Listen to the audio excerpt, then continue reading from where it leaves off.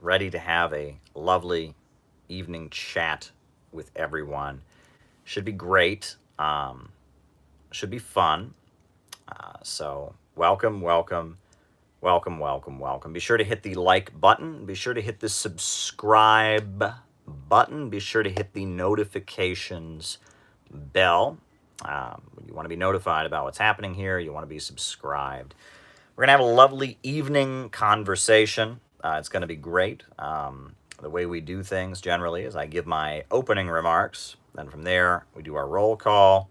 I shout out to everyone their names and locations. And then from there, I answer your super chat questions and keep those super chats rolling in because you all make the show, right? I answer your questions. And if you ask good questions, we get a good show. And if you ask weird, strange questions, the show doesn't go so well. So that's how we do things here. Before we jump into things, I want to make sure everyone tunes in to the very important webcast that is happening tomorrow. For those of you in the United States, it'll be tomorrow morning, early afternoon, but morning, really. Tomorrow morning, there is a very important webcast about Yemen. George Galloway, Peter Lavelle, members of the Workers' Party of the United Kingdom, Ranjit Brar, Jyoti Brar, and others will be involved in a very important webcast about opposing the crime of imperialism and the crimes of Saudi Arabia against the people of Yemen. So that's going to be very exciting. So if you're not planning to tune in, I recommend that you do. I'll be joining that webcast, so it should be fun. I'm slated to give some remarks to that webcast, as are many other great people. You should look at the great number of people that are going to be talking about the Saudi crimes in Yemen. Okay. Anti-worker.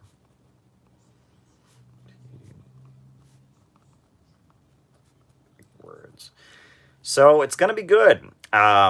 It's going to be a great webcast. So I really hope that folks tune in.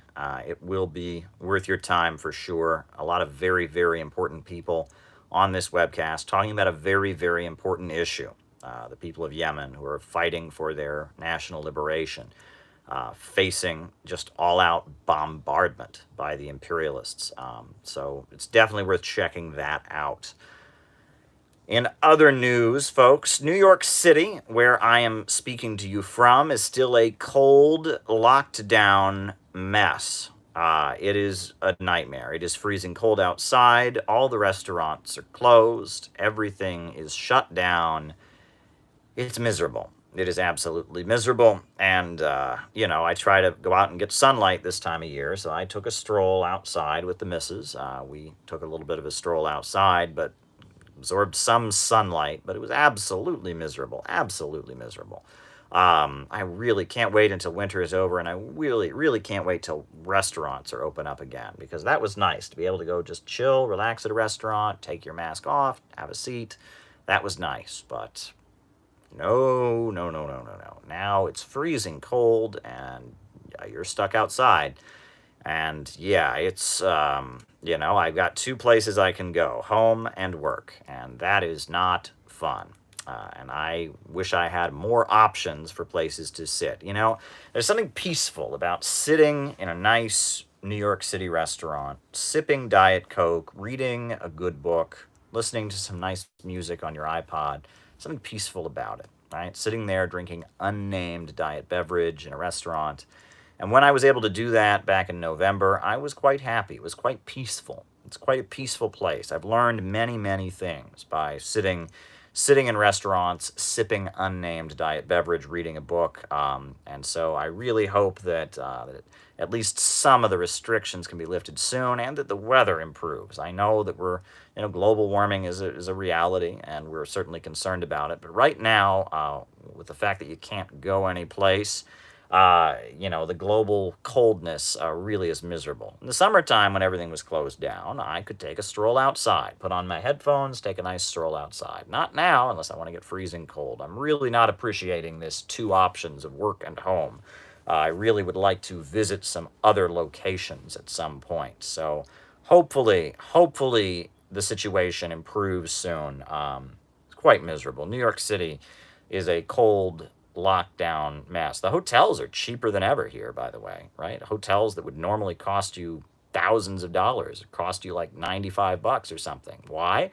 Why? Because no one wants to come here because everything's locked down. There's nothing to do here. I think it's kind of amusing how low the hotel costs are these days. But yes, there you go. So I'm sitting here in my lovely Brooklyn apartment. I actually did an exercise from home this afternoon. I turned on one of those quiet exercises because you can't jump. One time I tried that and my neighbors were not thrilled about it, my downstairs neighbors. So I did those quiet exercises where I sit there and I watch the lady on the screen and she says, and punch, and punch, and punch, and jump. Or no jumping though, that would wake up the neighbors. But I do the exercise thing. The planking is particularly not fun for me. I have never had a huge amount of upper body strength, and so when they have you in the plank position, that is probably very good for me though. I'm building upper body strength as I do those planks. So it's certainly worth doing, and there's certainly plenty of time to read and study. And there you go. Now, in light of all the lockdowns and everything, it is interesting to follow some of the news. Now, for those of you who watched yesterday, and if you go back and watch the previous broadcast, I did talk at length about Alexei Navalny, this Russian pro-imperialist shill who's helping destabilize Russia on behalf of the imperialists. But one little follow-up I wanted to give, because as I was, giving this report, there were a number of, protests and arrests taking place in Russia.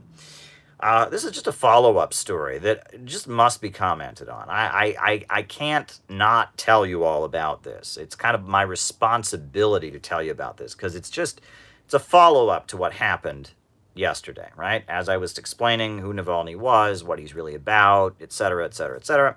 All these protests were taking place among his supporters. So apparently yesterday in St. Petersburg, not Moscow, but in St. Petersburg, one of the other very big cities in Russia, there was a protest taking place and things got rowdy and rough. Navalny's supporters were out in the streets, people were protesting.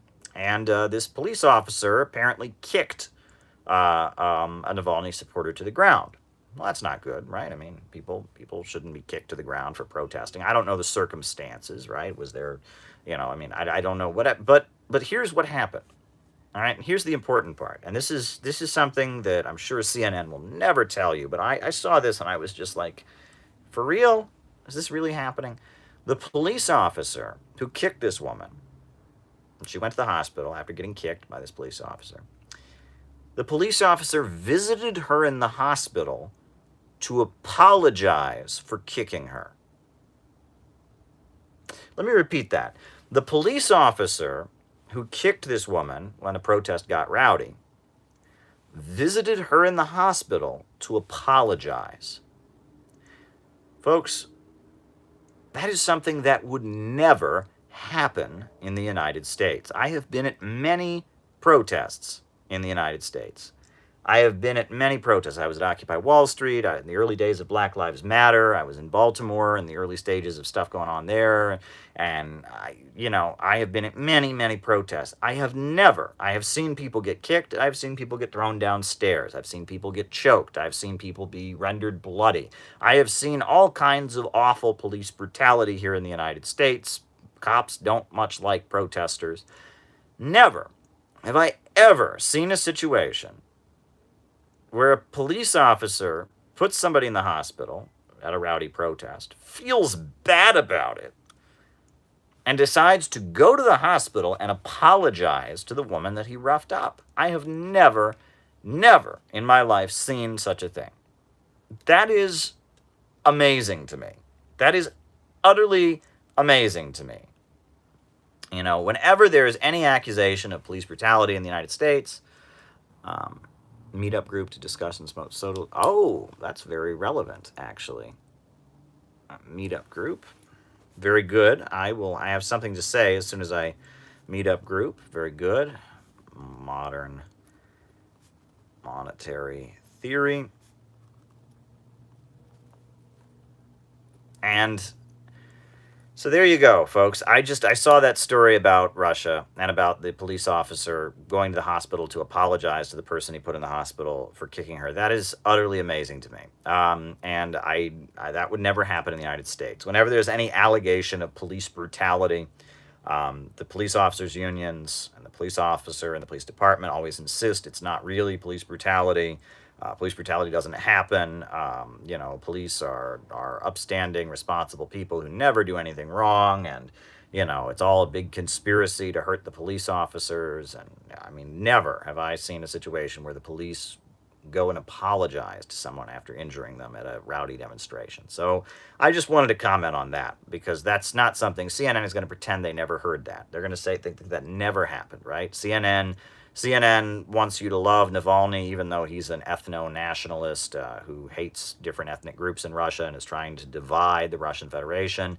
CNN will never tell you about this situation, and that is utterly amazing to me. So yeah, I couldn't help but commenting on that. So folks, I'm really glad that the person who just said that they are starting a socialist meetup group, put that comment on, because that's actually really relevant.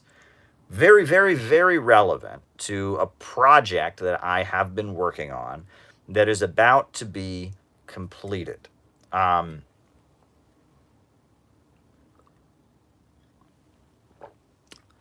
So many of you have read my book, City Builders and Vandals in Our Age. Many of you have read this book. It's one of my books. It's gotten good reviews. People have bought it. It's gotten around there. It's been translated. City Builders and Vandals in Our Age. Now, it's quite a long book. I think it's about 500 pages, 433 pages is the length, and it contains a lot of articles I've written over the years, grouped by topic. But at the beginning of City Builders and Vandals in Our Age, there is this essay that I wrote, this 110-page essay that I wrote, which is just kind of a basic introduction to socialism.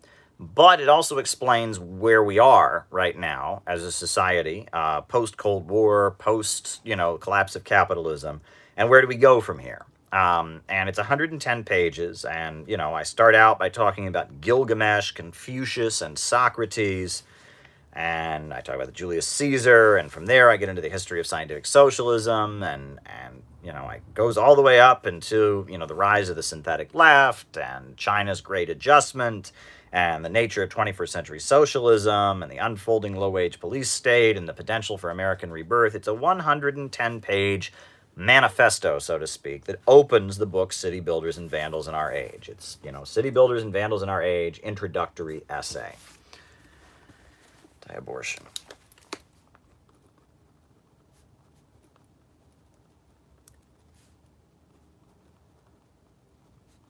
To them. City Builders and Vandals in Our Age. It starts with this essay. Well, a lot of people really liked that essay. And I am in the process of building the Center for Political Innovation, which is a think tank that's going to promote socialist education and socialist ideas around the United States. So I am now, at this point, taking that introductory essay from City Builders and Vandals in Our Age and putting it out as a standalone, separate piece. I'm putting it in a very, very small book, along with some other important selections from Marx and from Lenin and from Mao and from other socialist leaders. And it's going to come out as a standalone booklet.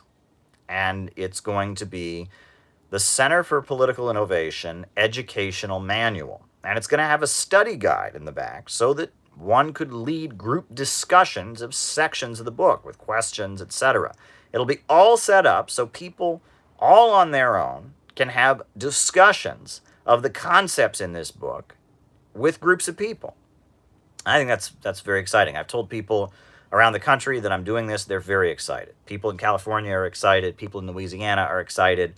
People in Washington, D.C. area are excited. Students and Youth for a New America, the youth group is mobilizing once again. They've got people in different states and areas, and they want to start having educationals. And so I have decided to put out the opening essay of City Builders and Vandals in Our Age, as well as some key selections from Marx and Lenin and Mao and Albert Einstein and some other socialists out there, and make it an educational manual so that anybody, and it'll be very, very cheap on the internet, not expensive at all.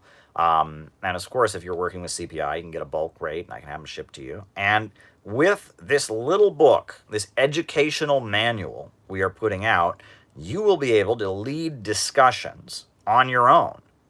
You'll have socialist discussion groups, and you can just have discussion groups around the key concepts that we talk about on these lives, right? We have a very unique understanding of socialism here. We are genuine anti-imperialists. We are up-to-date advocates of 21st century socialism. We understand what's happening in China. We understand what's happening with Bolivarianism. We understand why the Western left has lost its mind. We have a unique understanding here.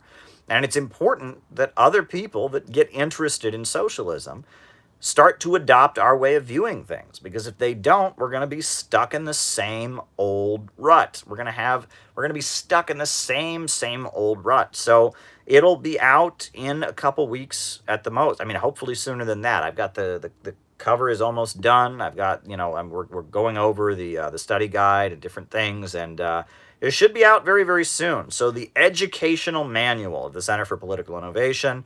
We've got a title for it, but it'll be called The Educational Manual of the Center for Political Innovation. And it's going to have a study guide. It's going to be great. I'm very excited about it. And if you are one of my Patreon supporters, you will get one absolutely free. If you are a Patreon supporter, if you've been supporting me on Patreon, you get one for free. So that's just how it works. Everyone who was a Patreon supporter of mine got a copy of my Kamala Harris book for free. And if you are a Patreon supporter, you will get a copy of the new book for free, because that's how it works, right? It's if you're a part of the Patreon community, you're doing your part, you're pitching in. So I send you one of the educational manuals for free. So that's very exciting. So that's the next thing that is in the works. And I will mention, I have been doing these patrons only live streams, and I'm going to do one more before the end of the month. So, if you want to get on that, just sign up, right? Sign up before the end of the month. I will be doing another patrons only stream. And the patrons only streams are a little bit different. On here I open with opening remarks, roll call. On the patrons only stream, I just answer questions, and not super chats, just questions, right? It's a small, intimate community of people that are Patreon supporters of my work. And we just get on there, and it's just answering questions for like an hour, 2 hours sometimes, right? It's a small, intimate community. You ask me, and I speak much more frankly, I would say, on those patrons-only streams, right? Because I'm not speaking to the whole world. I'm speaking to our little community of Patreon supporters. So very soon, the educational manual of the Center for Political Innovation will be out. People in the Center for Political Innovation, Students and Youth for a New America, and other activist groups will be using the manual to start having discussion groups and classes locally in their area, which is really awesome. I'm very, very excited about that. And we're moving ahead. And we now have a model for building the Center for Political Innovation. We now have a model for building it post-pandemic. I've been working on that model, and we're talking about how we can do it. How can we build this think tank? And we're having discussions. We're having weekly Zoom calls if you want to get involved in that. But if not, if you're just here to enjoy the show, that's fine. You can enjoy it as well. But we're excited. Post-pandemic, the Center for Political Innovation will swing into action. Our socialism, our genuinely anti-imperialist socialism, our socialism that understands China, that understands Bolivarianism, that understands why the mainstream American left is so off course, our unique understanding of socialism is desperately needed right now. And there are people, every day I am meeting new people. People are reaching out to me and saying, how can I get involved in your project, Caleb? I hear you talk. You're the only one with any common sense. How can I get involved? Well, you can get involved. You can contact me. And thoughts on crypto. All right. Crypto, CPI, merch. So, very exciting stuff. Very, very exciting stuff. So, I thought that for my opening remarks tonight, I would read to you from this opening essay of City Builders and Vandals in Our Age. I would read to you from the part that explains scientific socialism, and keep reading from there, depending on how long we go, because there is so little understanding of scientific socialism. People don't know what scientific socialism actually is. It has been completely obscured. I always recommend that if people want to understand the Marxist movement, they should read William Z. Foster's book, The History of the Three Internationals. But I tried to very much put it in a concise manner, explain what scientific socialism is, and what it led to, etc., in the opening essay of City Builders and Vandals in Our Age. So I'm going to read to you from the opening essay of City Builders and Vandals in Our Age, read to you for a little bit, and then we'll do our roll call, and then from there, I will answer your Super Chat questions, and the show goes on as long as you want it to go on. As long as you keep Super Chatting me with questions, I keep talking to you. I don't do very much preparation. Sometimes I come on here and I want to make a big speech for my opening remarks, but not every time. Sometimes I just get on here, and tonight we did kind of a roundup of world events. Aesthetics.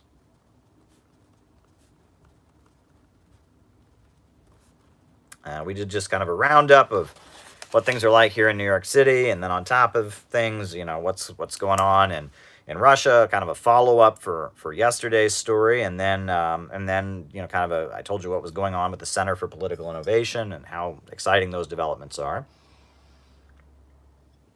So now I'm going to read to you about the emergence of scientific socialism, and then from there we will have our discussion. So there you go. Right? Here we go. The emergence of scientific socialism. The political and economic theorist Henri de Saint-Simon looked on to the new French society, created in a massive revolution, and saw millions who were left hungry and destitute. He invoked Christianity and moralism and built cooperatives while providing charity to the poor. Saint-Simon began to speak of socialism as an alternative to the selfishness and individualism of the new society, where profits rule and self-interest seemed far less restrained than before.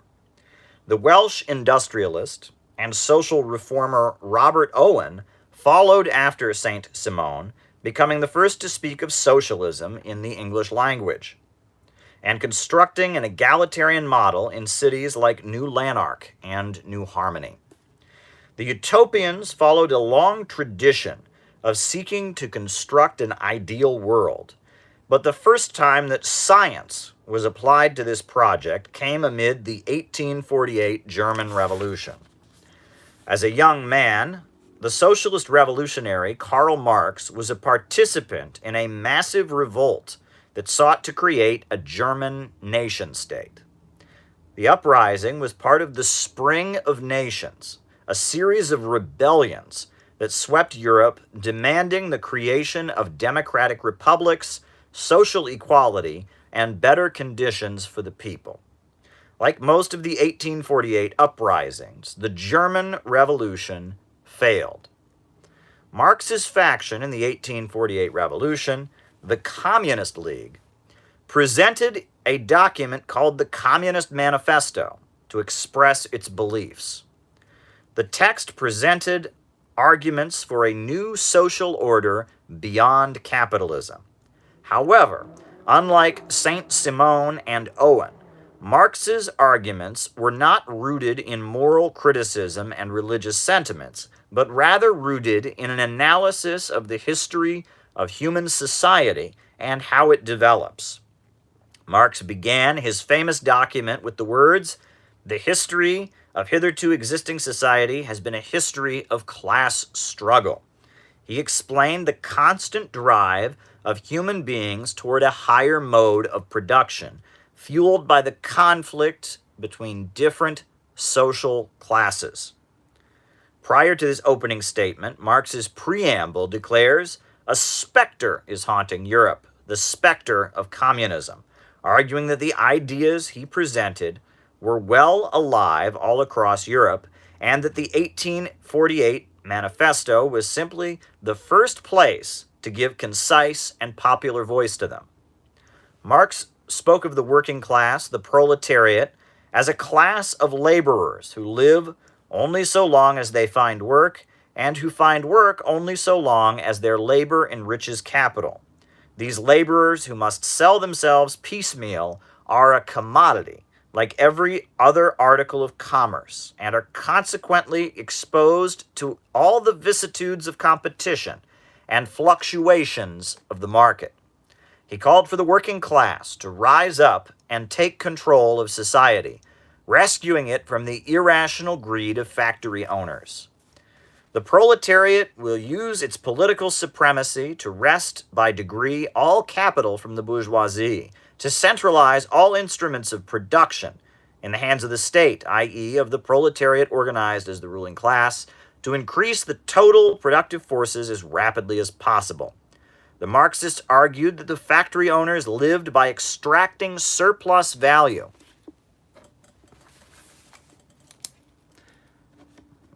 No.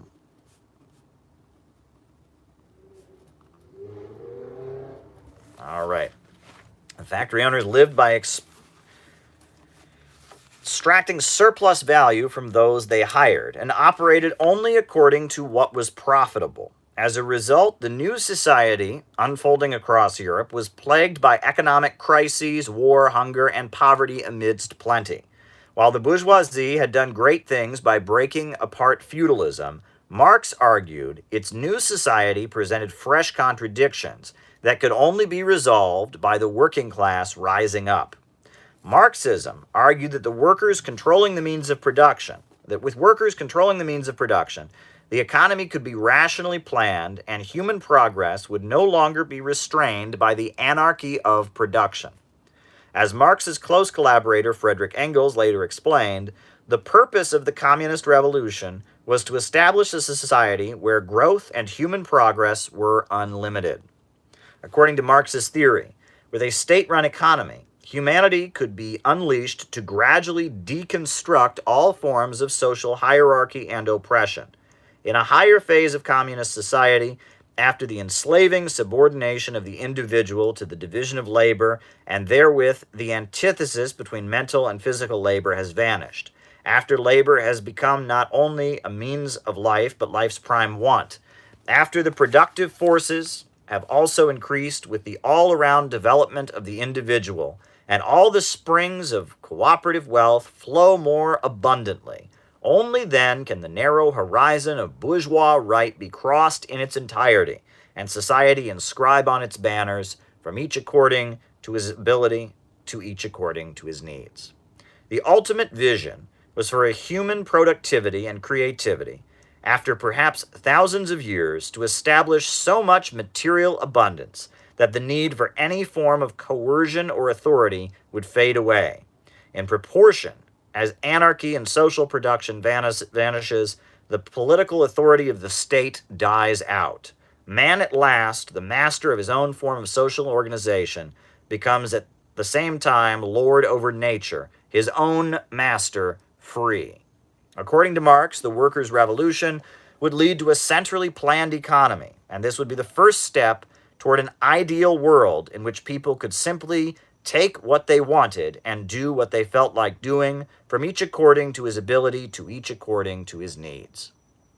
Marx's economic work explained the natural instability of the profit-centered economies, describing workers' competitions with machines, the falling rate of profit, and the drive towards cyclical market crises due to advances in technology.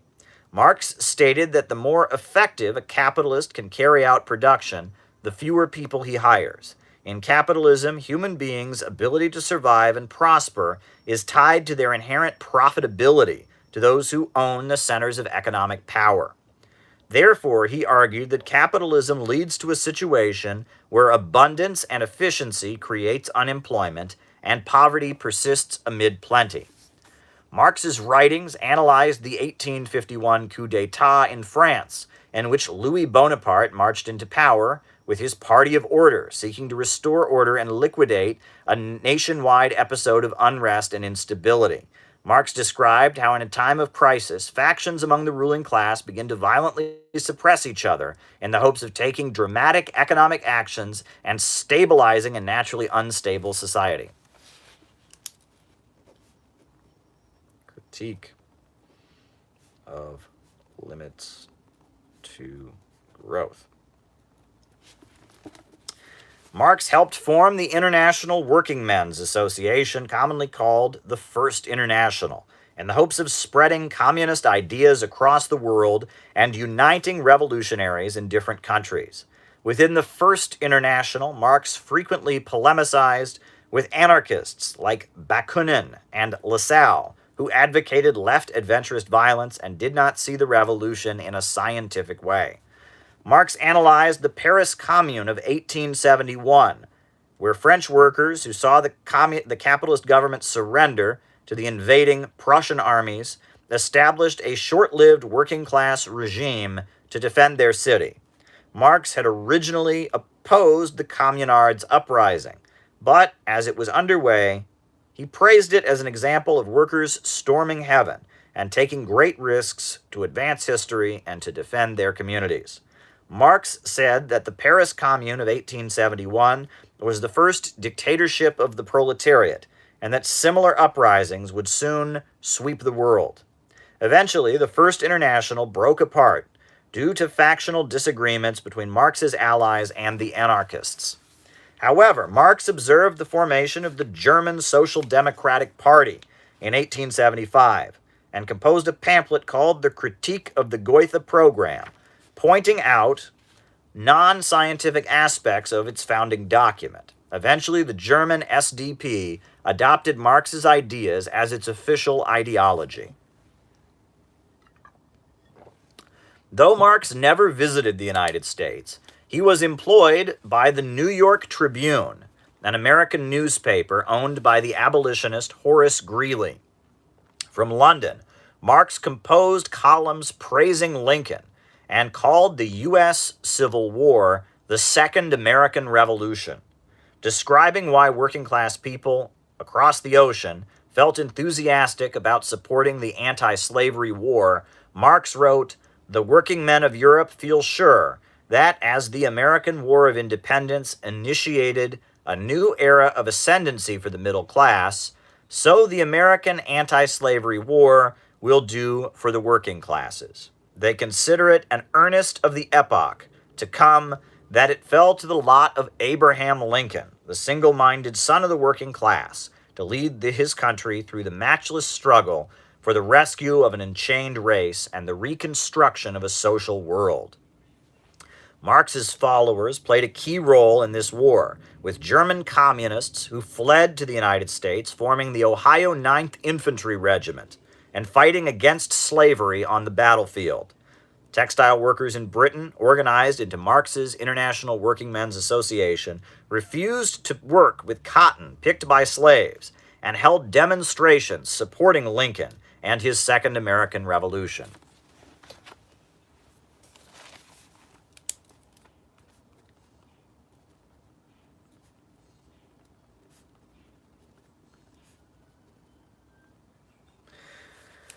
And while British textile factory owners saw the U.S. South as a cheap source of cotton, London and Wall Street insurance cartels saw slave exports as an opportunity to make profits. Marx argued that it was in the interests of the working class, argued that the interest of the working class people were on the other side. Marx wrote, "Labor in white skin cannot emancipate itself where the black skin is branded."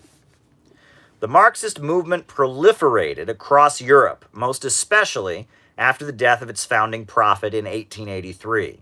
The Socialist International emerged as a continent-wide mass movement, that's the Second International, with the German Social Democratic Party as its flagship organization. Millions of working-class people joined Marxist, labor, and social democratic parties.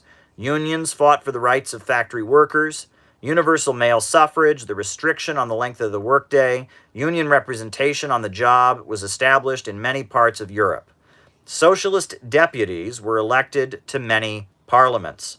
Marx's writings were broadly distributed and institutes of Marxist studies were established. The United States was not left out of the rise of socialist consciousness. Activist Edward Bellamy's science fiction novel, Looking Backward, was published in 1888. The text told of a beautiful, futuristic USA in which the rule of profits had been eliminated and human beings lived in comfort and cooperation. The book created a sensation across the USA as a bestseller. People inspired by the novel formed nationalist clubs to promote the vision of Bellamy's narrative. Among those who promoted his socialist vision was Edward Bellamy's cousin, Francis Bellamy. Francis Bellamy was a Baptist minister who later composed the U.S. Pledge of Allegiance. Daniel De Leon's Socialist Labor Party of America, and eventually the much larger Socialist Party of America, led by Eugene Debs, began to spread the Marxist gospel of social revolution and rational economics across the heartland. Debs traveled in a red train car from city to city, calling for the working class to take its place as the master of U.S. society. Upton Sinclair, Ida Tarbell, John Reed, Lincoln Steffens, and other socialist journalists exposed the crimes of the rich and powerful. The industrial workers of the world organized the desperately low-income immigrant, trade, and industrial workers who were rejected by the American Federation of Labor for being unskilled. In the first decades of the 20th century, Marxism was everywhere in the Western world, and the working class was more organized than ever before. Yet, socialist revolutions did not occur. Scholars began to write about the crisis of Marxism, because it seemed that while Marx's ideas had widely proliferated, they did not manifest themselves in the predicted proletarian revolution they were intended to create. The crisis of Marxism and the lack of revolutions and uprisings occurred because the global economy was changing. Factory owners were being usurped by bankers. As international corporations based in the Western capitals spread themselves across the world, the living standards for some strata in the homelands were rising. Writing from Russia, Lenin described this new global order as imperialism, the highest stage of capitalism. Lenin wrote, "Imperialism is a specific historical stage of capitalism. Its specific character is threefold. Imperialism is monopoly capitalism, parasitic or decaying capitalism, moribund capitalism. The supplanting of free competition by monopoly is the fundamental economic feature, the quintessence of imperialism. Monopoly manifests itself in 5 principal forms. 1. Cartels, syndicates, and trusts. The concentration of production has reached a degree which gives rise to these monopolistic associations of capitalists. 2. The monopolistic position of the big banks." Right. Inflation. Venezuela.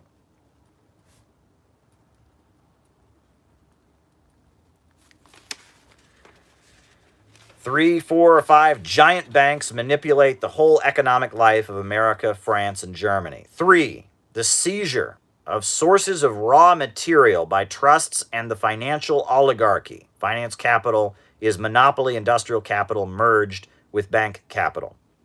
4, the economic partition of the world by the international cartels has begun. There are already over 100 such international cartels which command the entire world market and divide it amicably among themselves until war redivides it. The export of capital, as distinct from the export of commodities under non-monopoly capitalism, is a highly characteristic phenomenon and is closely linked with the economic and territorial political partition of the world. 5, the territorial partition of the world, colonies, is completed. The rise of the international market led to bankers supplanting factory owners, with industry depending on credit and lending in order to function. Unlike industrialists, bankers have a fundamentally anti-progressive historical position in their relationship to the world. For example, figures like Henry Morgan Andrew Carnegie, Henry Ford, ultimately sought to see living standards in the United States increase. They viewed their own profits as rising alongside advances in technology and scientific progress. The various captains of industry could be ruthless in breaking strikes and crushing those who challenged their power and profits, but they still built libraries, financed public works, and on some level believed that their own advancement accompanied the advancement of the country and of human civilization. The financial elite of creditors that usurped the factory owners and came to rule the world in the monopolistic associations which Lenin described had a completely different relationship to the world and with human history itself. This current represents nothing more than a financial middleman accumulating its position and making profits through the lending of money, not production. The imperialists maintained their super profits by super exploiting countries throughout the developing world. In order for Wall Street and London to maintain their position as monopolist rulers of the global market, it was necessary to tear down any level of development that was taking place across the world. Great nations had to be reduced to the level of captive client states.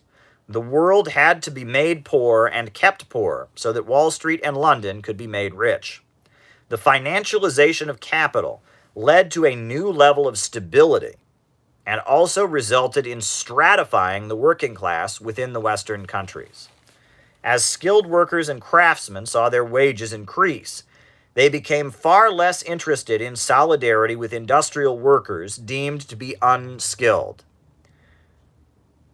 English-speaking, U.S.-born white workers in the United States banned foreign-born, non-English-speaking, and non-white workers from their labor unions. Most of the labor unions in the American Federation of Labor were openly racist, allowing only whites to join. Lenin labeled this layer that emerged among the working class as the aristocracy of labor. It was made up of workers with higher pay who sympathized with the Western capitalists against lower-paid workers and against people in the colonized world. As the labor federations and Marxist parties became dominated by labor aristocrats, they became far less interested in revolution. They also became far more sympathetic to militarism and hostile to foreign nations. Essentially, a section of the working class was being unconsciously bought off and becoming loyal to the bankers and their governments. The dawn of imperialism, a new stage of capitalist economy, greatly changed social relations. It resulted in a state of mind unfolding in the Western world that can accurately be described as the Atlanticist pathology. The ruling class of Britain, led by its royal family, boasts about being descended from the Normans, a Germanic tribe of Vandals and Odinists, who seized England at the famous Battle of Hastings in the year 1066.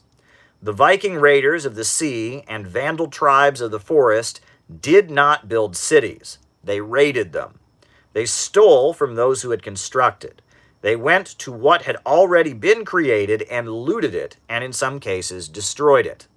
As the British industrialists subordinated themselves to entities like the East India Company and the various finance houses of the London Stock Exchange, this same predatory and destructive means of existence came to dominate the international markets.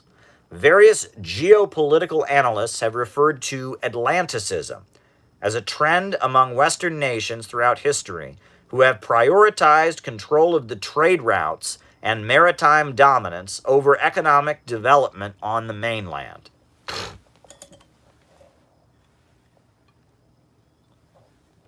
The Queen's Empire infamously burned down the various looms of India and Bangladesh, and as the colonizer forced a civilization that had been weaving for thousands of years to import its cloth from Britain.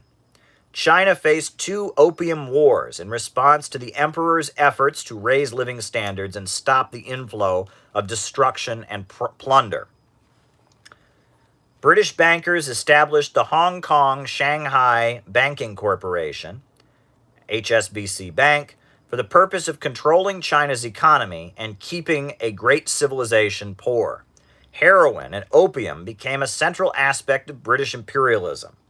With the force of the British military, various parts of the world were seized, economically looted, and reduced to mere captive markets for British products. Britain was simply the first in line when it came to imperialism. Germany, France, Belgium, and eventually the United States moved in to the globalist model of international capitalism.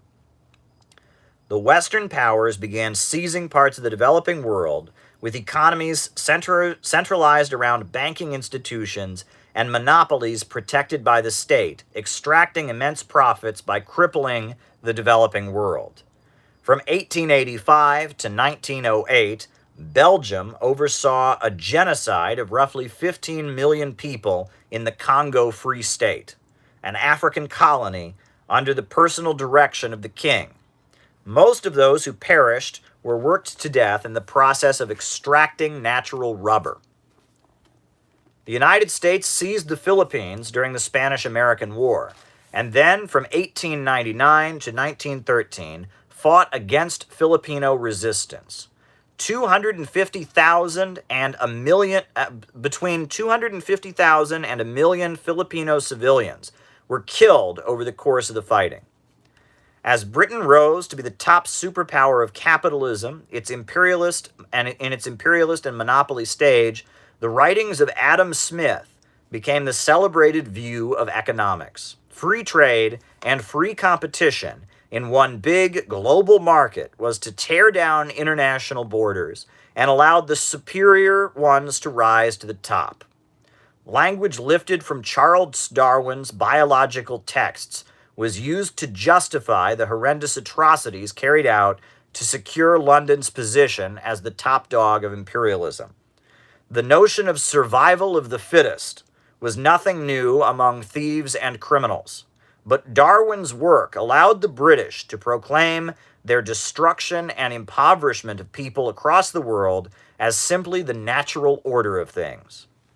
British settlers gunned down entire African villages with primitive machine guns, justifying their crimes with social Darwinist rhetoric about inferior races.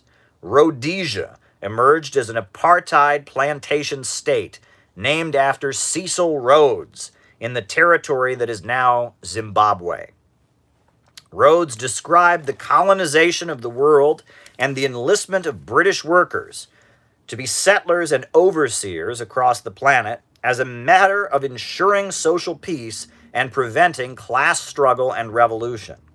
In 1895, Rhodes wrote, "I was in the East End of London, a working-class quarter, yesterday, and attended a meeting of the unemployed. I listened to the wild speeches, which were just a cry for bread and bread. And on my way home, I pondered over the scene and became more and more convinced of the importance of imperialism. My cherished idea is a solution for the social problems. In order to save the 40 million inhabitants of the United Kingdom from a bloody civil war, we colonial statesmen must acquire new lands to settle the surplus population, to provide new markets for the goods produced in the factories and mines. The empire, as I have always said, is a bread and butter question. If you want to prevent a civil war, you must become imperialists." The rise of the Atlanticist pathology involved promoting a generalized vandal mindset among the population.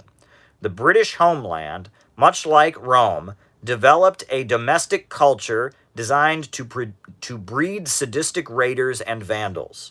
In Victorian Britain, parents were taught to never hug their children and to greatly restrict their affection. Sadistic corporal punishment became standard for school children, with rattan canes imported from Asia as treasured implements for inflicting pain. A puritanical and shame-based attitude toward matters of sexuality became widespread. War was glorified in every aspect of life. As British imperialism rode high across the planet, plundering and destroying what is now labeled the Global South, at home, Britain was cultivating a culture of insanity. It was the British Empire that introduced humanity to what is now described as the serial killer, a pattern of criminal behavior in which a man murders women in a sexualized manner. London's infamous Jack the Ripper grabbed headlines in 1888 with his killing and mutilation of prostitutes in London's Whitechapel, the very working-class quarter where Cecil Rhodes had his revelation about the importance of imperialism less than a decade later. As the gruesome details of the murders were reported, the London Times received thousands of letters from individuals hoping to take credit for the unsolved crimes. Most of the letters were anonymous, but they revealed that beneath the surface, many British people, raised in an atmosphere glorifying war, plunder, and punishment amid sexual repression, secretly cherished fantasies about engaging in similar behavior. With so many imposters stealing his spotlight, the actual Whitechapel murderer sent a body part from a victim in a package to prove that he was the real Jack the Ripper. The letter, containing half of a human kidney, was signed "From Hell." Soon, this pattern of serial killers who sexualized their murders became a widespread phenomenon across the Western world, declining only in the past few decades. An article from the Guardian newspaper, published in 2018, quotes criminologists noticing this pattern of homicidal behavior has seen a clear downward trend from the 1989 peak. Whatever progressivism had been at the foundations of the revolutions to topple feudalism seemed to be pushed to the background with the rise of imperialism, capitalism in its monopoly stage. The new global economic order became an expression of the Atlanticist pathology. The Vandals had seized control of the high seas, and as pirates they proceeded to raid and plunder the entire world. City builders were in retreat.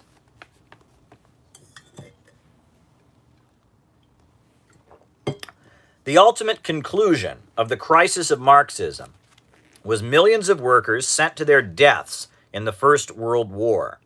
As Western imperialists battled each other for control of the world, with the British and Americans blocking the rise of their rivals in Germany and Austria, the result was mass killing as had never been seen before. Blame for this horrendous catastrophe of destruction and death could not simply be placed on capitalism, but on the bankruptcy of the massive socialist movement that could have stopped the war. The various parties of the Second International had spoken of class solidarity, but when the guns of August roared in 1914, they abandoned their internationalist principles and sent their rank and file off to die. Lenin was a Russian revolutionary who lived in exile, and from Britain he observed that the stratification of the working class in Western countries was shifting the revolutionary energy to countries of the East. Like a voice crying out in the wilderness, he warned Marxists around the world about the decline of social democracy. Lenin explained how capitalism was now in its monopoly stage of imperialism. While Marxists had opposed all nationalism, Lenin argued that it was the national liberation and the struggle of countries across the world to break free from the imperialist financial order that would give birth to socialism. While Marx's manifesto had ended with a reference to Germany, most Marxists believed that the communist revolution would break out in the Western developed world. Lenin said the opposite. Lenin said that the revolutionary upsurge of the 20th century would take place in the East and in the colonized world. As Western capitalism kept countries in chronic poverty as captive markets and spheres of influence, they would be forced to adopt socialism in order to break free. The Marxists of the Third World would sit at the center of united fronts against imperialism, as whole nations fought to be free. From exile, Lenin pitched his vision of a new revolutionary organization to seize control of Russia. He called it the Party of New Type, and what eventually became of it was known as Bolshevism. The Bolshevik movement, despite espousing a strictly materialist and Marxist perspective, carried with it many features from Russia's cultural and spiritual past. With his groundbreaking work, What Is to Be Done, Vladimir Lenin rejected the liberal democratic model for political parties. The Vanguard organization Lenin created was a kind of secret society made up of those who gave the whole of their lives to be the tribune of the people. Instead of putting forward a Marxist program, the party engaged in agitation, stirring the masses to greater confrontation while reserving ideology, propaganda, for the advanced and the recruitable. The Bolshevik movement was founded in exile by Russian intellectuals and middle-class radicals who sought to mobilize the industrial working class to topple the czarist autocracy and replace it with a socialist-oriented government. Like Rosa Luxemburg, Eugene Debs, and others, the Bolsheviks opposed the First World War and denounced the various socialist parties that supported the imperialist bloodbath. Lenin described the Second International and its member parties as a stinking corpse. The name Bolshevik literally means majority group. The name was selected after the majority of those who met with Lenin in 1903 agreed to form his party of new type, while the minority of those in the room, the Mensheviks, rejected the plan. However, most of the people who eventually fought in the streets to bring the Bolsheviks to power were probably not aware that this meeting had ever took place. How do you think Lenin would react to contemporary...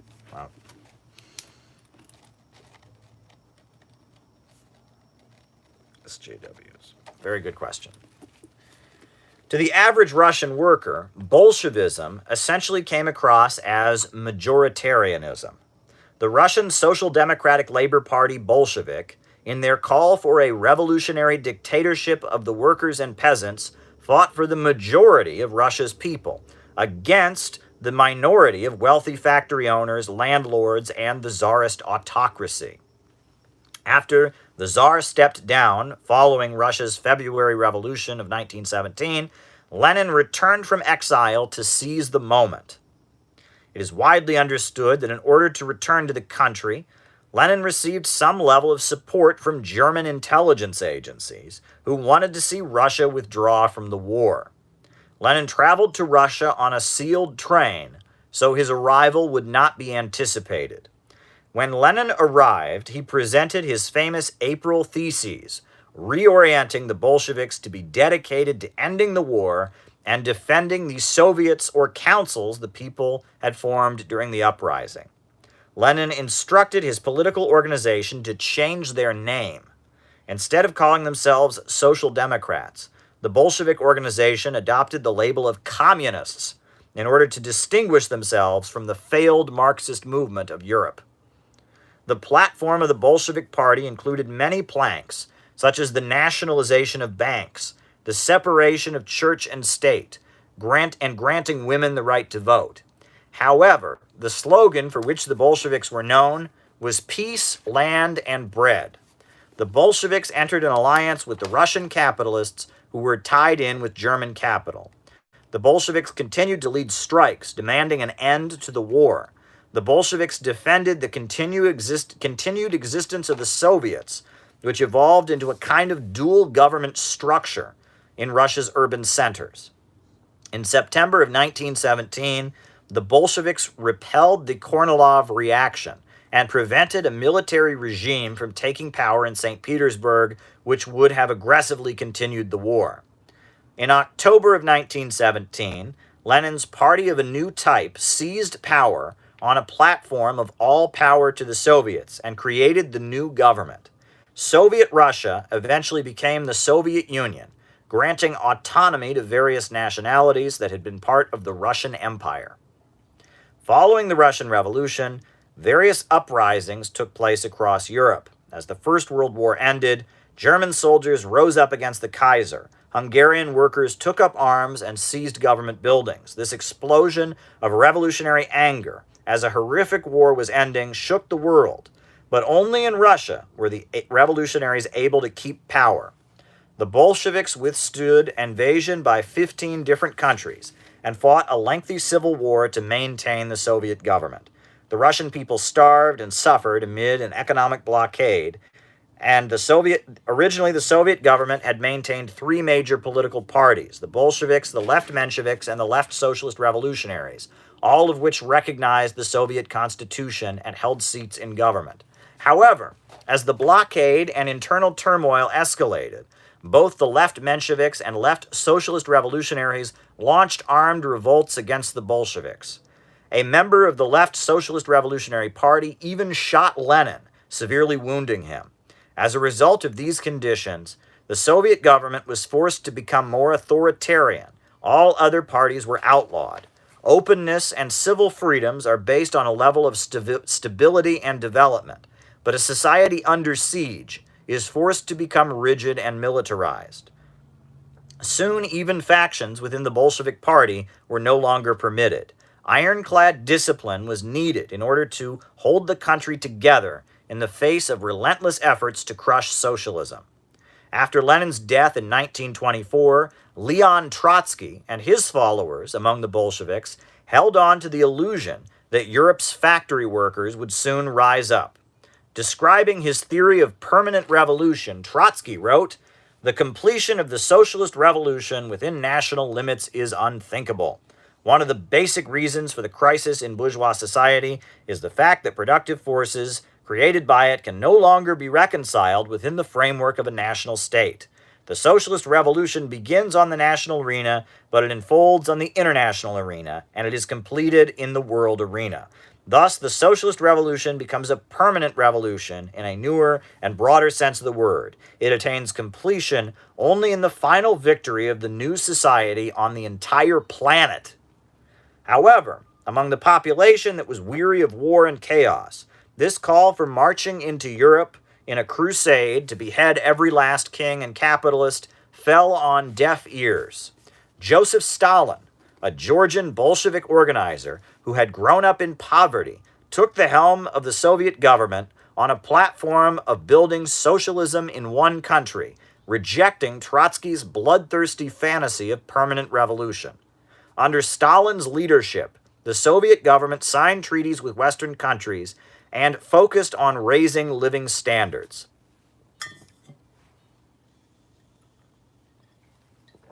Prior to his death, Lenin explained the goals of the Soviet Revolution this way: "There can be no question of rehabilitating the national economy or of communism unless Russia is put on a different and higher technical basis than what has existed up to now.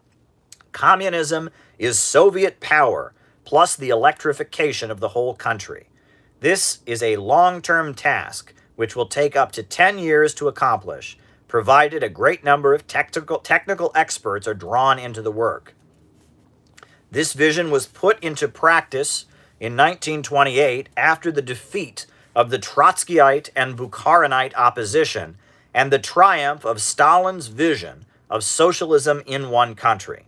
Stalin's 5-year economic plans completely transformed the Soviet Union into an economic superpower.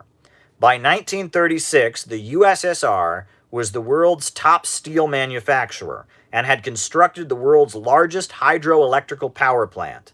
The Soviet Union had brought running water and electricity to every household and wiped out illiteracy among the population. New universities had been constructed across the country, and modern apartment buildings had replaced rural villages with huts.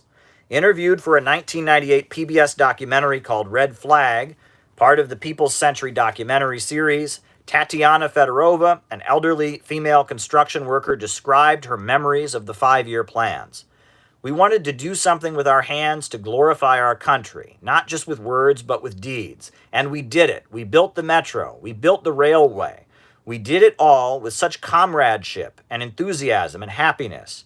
If today I could live again, despite all the big difficulties, I would have done the same thing again. Stalin set a task, build this or build that, and thanks to the fact that the people trusted him and this enthusiasm of young people, it was possible. Remember, people were illiterate, lived in virtual darkness, wore birch bark shoes. Even now, I think it's like something out of a fairy tale. It was one of the most difficult times to build this country. To build these great construction sites would only be possible through the unity of the people, and the unity of the people and the love of the people for their idol." The secret behind this massive success in economic construction was socialist central planning. The Soviet state had the ability to do what the chaos of the market cannot do: unleash growth. The Soviet Union had eliminated the anarchy of production, the chaos of the market, and thus enabled a backward, underdeveloped country to rise to the level of a global superpower. The Stalin era was marked by mobilizations of the population to achieve goals towards the overall rebirth of the country. Maurice Dobb, an economics lecturer at the University of Cambridge, summarizes with actual numbers the economic progress that was made by the socialist planning of the USSR from 1928 to 1938 in his text Soviet Economics since 1917. In a single decade, the Soviet Union multiplied its rate of electrification tenfold. During this period, coal production increased 3.5 times, and 20 tramway systems were built, along with 80 new bus systems. The number of hospital beds in rural areas doubled. By 1938, the Soviet Union had a larger tractor production apparatus than any other country in the world, and also led the world in locomotive production. American radio personality Fraser Hunt, writing for the New York American in 1931, emphasized how dramatic the Soviet Union's explosion of economic growth really was. He said, "Japan, westernizing and industrializing itself 50 years ago, was doing child's play compared to what the Soviet Union is doing today. Already, almost overnight, the USSR has become an industrial country." One of the greatest achievements of the Soviet Union's rapid industrialization was the building of the Dnieper Dam, located in Ukraine. When this hydroelectrical facility was completed in 1932, it was the largest such facility in the entire world.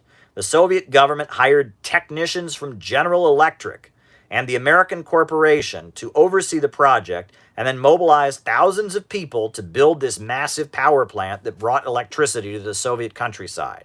In 1941, as Nazi invaders poured into Ukraine, local residents dynamited the dam so the Nazis could not seize it and use it for their war efforts.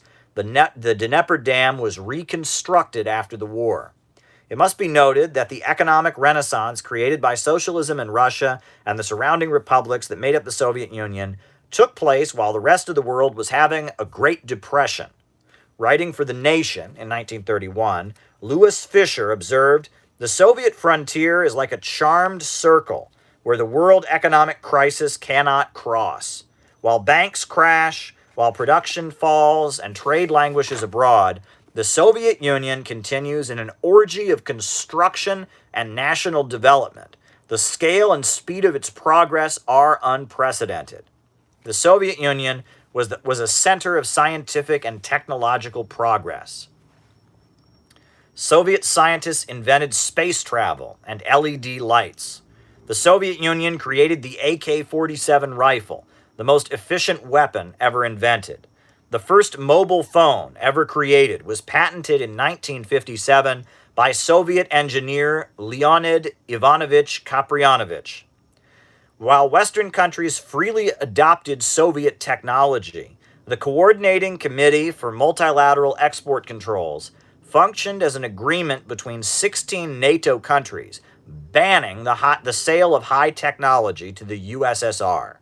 The New York Times described the treaty as organized to ensure that strategic technology such as computers, machine tools, and microelectronic items could be used for weapons and other military applications did not fall into the hands of the Soviet Union. Though the USSR was prevented from collaborating with Western computer companies and had nowhere near the level of resources to work with, the Soviet Union actually went as far as manufacturing its own home computer system in 1985, the Electronica BK0010. In the contemporary United States, statements such as "the Soviet Union completely failed" or "socialism has never worked anywhere" are quite common. These statements spit in the face of well-documented evidence and do not acknowledge the economic miracles that took place during the golden years of the Soviet Union. From 1917 to 1960, the life expectancy of the Soviet people nearly doubled. Medical care was widely available, even in the most remote parts of the country. The overall living conditions for the population within the Soviet Union improved tremendously due to socialist central planning. Despite the shortcomings of the Soviet society in terms of human rights and consumer goods, no society has ever raised its technological level and living conditions so rapidly. As the Soviet Union was rapidly industrializing, the world's press marveled at what it accomplished. Among the voices praising the Soviet Union were Albert Einstein, H.G. Wells, the young Nelson Mandela, British intellectuals Sidney and Beatrice Webb.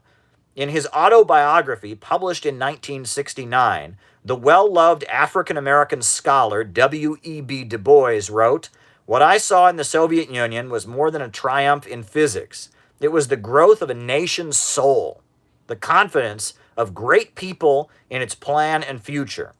We have begun to recognize the Soviet Socialist Republic as giving its people the best education of any in the world, excelling in science and organizing industry at the highest levels." After repudiating the Trotskyite opposition, the Soviet Union very much became a society marching in line with the legacy of city builders throughout human history. When the 1956 edition of the Encyclopedia Britannica was published, the entry for Joseph Stalin acknowledged the vast improvements of living conditions, proclaiming he found Russia working with wooden plows and left it with atomic piles. And that is where I will stop. So that is from the introductory essay of City Builders and Vandals in Our Age, soon to be available as part of the Center for Political Innovation Educational Manual. So there you go, folks. Fun stuff. Fun stuff. Always fun. I'm glad I had the opportunity to read that to you all. The introductory essay goes on and on and on. It talks about why the Soviet Union fell. It talks about synthetic leftism. It talks about China. It talks about a lot of things. But, I'm excited to be putting out the CPI Educational Manual. I'm working on a short book on Silicon Valley. I've got a lot of projects in the works and a lot of time to work on them. So hopefully more is coming out. So, yes, if you want... I already talked about all that other stuff. So we got a number of super chat questions to get through here. But why don't we now do our roll call? Who is with us tonight? Names and locations. I will call you out as I see you. Who is with us tonight? Names and locations. Names and locations. Who's with us? Who's with us tonight? Names and locations. I'll call you out as I see you. Wellington in New Zealand. Australia. Turlock, Canada. Quincy, Massachusetts. San Jose, Henderson, Nevada, Cleveland, Pirate Alex, Will Fresno, David in Italy, Ontario, Canada, West Palm Beach, Cincinnati, Ohio, Jenny Lynn, Chris Hemphill in New York City, JT24 in Mississippi. She is the head of state. Thank you, Caleb Maupin, says David Fox. Queens, New York, Holly Horn.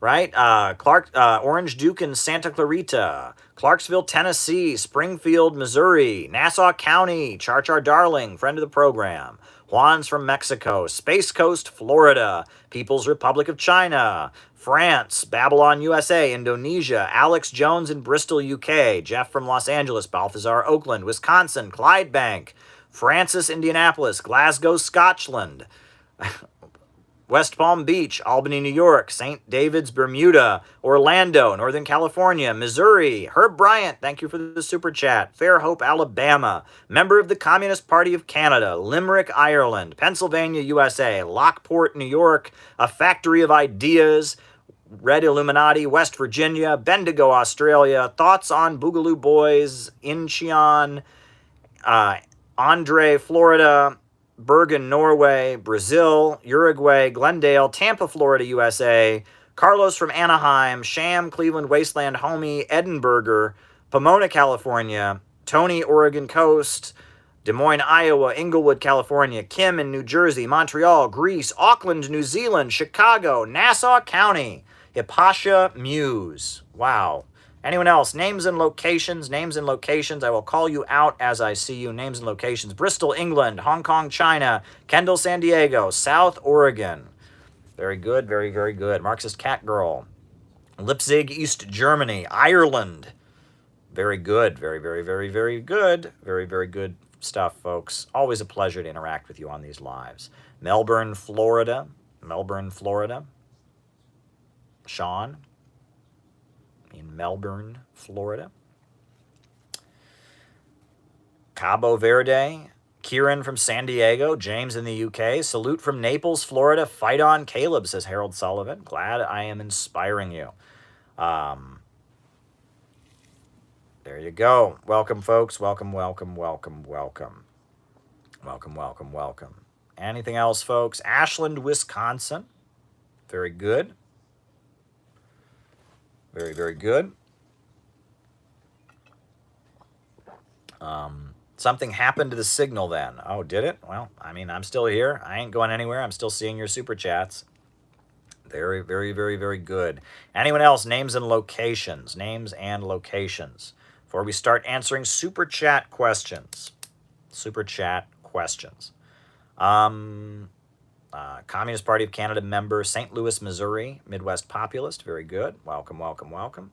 Folks, if you haven't done so already, be sure to hit the like button. Be sure to hit the subscribe button. Be sure to hit the notifications bell. I've said this before. I must say it again. They are unsubscribing people. The algorithms of YouTube do this. You can Google it. You know, the algorithms do unsubscribe people. So make sure that you're subscribed. Be sure that you hit the notifications bell so that you find out when we do these lives. Things are a little bit strange. Look at how many people are watching these streams, right? We have big numbers of people watching live. It's very interesting. But there are a number of people who I've noticed, I won't name names, who have way more followers than I have, that don't get anywhere as many people watching them live, which is very interesting. And, you know, these algorithms on YouTube are very, very slippery, right? I mean, you know, our subscriber count increases, but our community is very, very loyal. I mean, we're here and all of that, but it's very interesting, you know, how things work. And people have been unsubbed, and people are, you know, there's mysterious stuff that goes on. Very mysterious things happen randomly. They flagged a bunch of my videos and said that they had to be for 18 or older and didn't give any reason. And you look at these videos, it doesn't make any sense. So we don't know what's going on, right?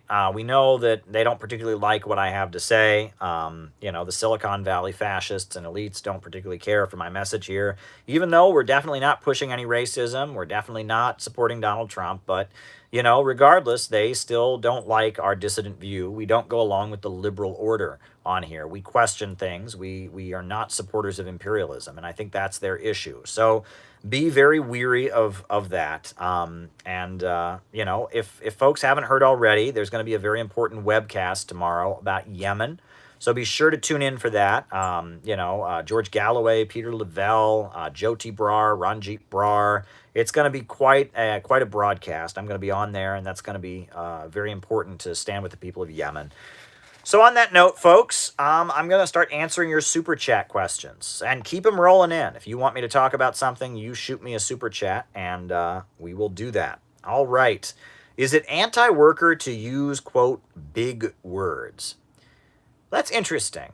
I don't think so, but what I think is amusing is that often in communist groups, people use words without knowing what they mean. You know, when I first, the first leftist writer that I ever encountered was Noam Chomsky, and he speaks in this very slow tone of like, you know, and I thought that was the way a leftist should talk, and I no longer think that. I remember when I first encountered like communists, like people selling communist newspapers, what I noticed about them was they would always talk about the contradiction. Well, the contradiction, the contradiction, the contradiction, the contradiction. And no one ever bothered to explain what that actually meant, right? And they clearly weren't using it in the way a normal standard English language person would use it, right? Contradiction is if you say one thing, I contradict you by saying something else, right? That's not what it means. And I look back on it now, and I sat in this room with people talking about the contradictions, man, the contradictions. And I realize now, looking back on it, that I didn't know what that word meant, but neither did the people that were using it. It was a case of the emperor has no clothes. These people that I was talking to, they didn't know what the word meant either. The term contradiction, the way Marxists use it, refers to the Hegelian dialectic, right? When There are two things that cannot coexist and clash with each other. This is what drives forward history. History is driven forward by contradiction. And the process is that first you have a thesis, and that thesis produces the antithesis, and the antithesis and the thesis clash, and the result is a synthesis. And eventually the synthesis becomes the new thesis, producing its own antithesis, eventually clashing, creating a new synthesis, etc. And that this is not even Marx, this is Hegel. And that's when Marxists talk about the contradictions. That's what they're referring to. They're referring to that philosophical concept. But no one ever explained that. And looking back on it, it wasn't until I read things like History of the Three Internationals by William Z. Foster and other basic Marxist texts that I even understood this stuff, right? And there's a lot of bluffing.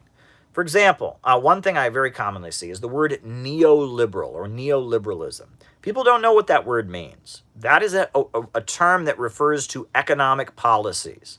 When the government enacts economic policies that are favoring getting the government out and privatizing, privatizing government services, reducing the role of the state, lowering taxes, that is neoliberal economics. And neoliberal economics was pioneered by Milton Friedman, and it was based and inspired, by Friedrich von Hayek. It was inspired by Alan Greenspan, inspired by the Montpellier Society and the Austrian School of Economics, etc. It's a libertarian notion.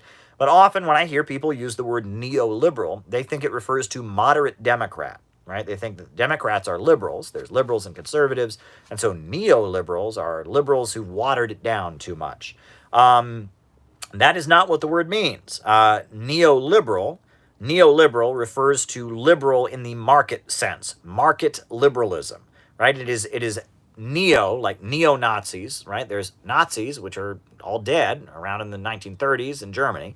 Now people walking around calling themselves, doing the Hitler thing now, they're not the same. They're neo-Nazis, right? Well, neoliberals they're not advocating Adam Smith's economics. They're doing something now that's similar. So they're neoliberals. Classical liberalism, neoclassical economics, that's Adam Smith. Neoliberalism is a new school of thinking that draws from the classical liberal school of economics. And it was actually conservatives in the United States that first adopted neoliberal economic thinking. Eventually, it found its way into the Democratic Party. But it is a pet peeve of mine when I hear people use the word incorrectly. But it's more of a pet peeve of mine. People can use the word incorrectly. That's okay. What's a pet peeve of mine more is that no one bothers to explain what it means, right? There's this arrogance where people use words that average people don't know, and they don't bother to explain what they mean, and then people also are embarrassed that they don't know what the word means, like I was sitting there hearing people talk about the contradiction, so they don't ask, and so no one learns anything. And then people just start pretending they know what the word means, bluffing, not knowing what it means, and now words take on a whole different meaning because people don't know that. People need to know the Marxist Hegelian concept of contradiction. People need to know about neoliberalism. But if people don't explain what the word means, they just sit there and use it thinking they're so special, and someone says, what does that mean? And they say, what, you don't know? You don't know? What are you, an uneducated fool? We create this culture, and so I don't think it's anti-worker to use big words. I wouldn't put it the way the person who brought the super chat put it. But I do think that there is a problem. There is a problem in the culture of Marxist organizations where terms are not explained. Look, I always try to give a speech or write an article in a way, assuming my audience knows nothing. When I give a presentation or a speech, I try to be as basic as I can and explain the concepts as concisely and clearly as I can so that my audience walks away as educated as they can possibly be.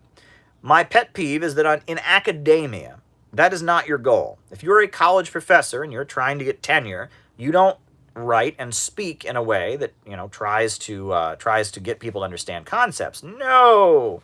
If you are a professor and you're trying to rise up in academia, you write in ways that try to impress upon your superiors that you are super intelligent, and you learn to work in the concepts and the words that your superiors want to hear. And that fills me with rage. Academia has ruined Marxism. Marxism is not a philosophy of academia.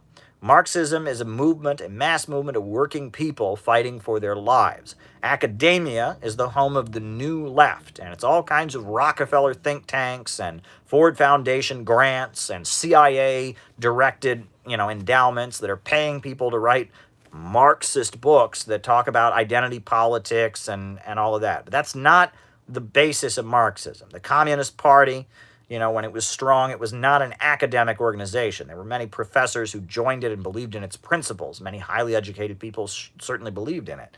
But its goal was to reach average people with its concepts and build a mass movement of workers. And that I think is what the person who asked the super chat was getting at. I think that's what they were getting at. So I wouldn't say it's anti-worker to use big words, but I would say that we need to build a mass movement, and that academia has in some ways hurt the Marxist tradition.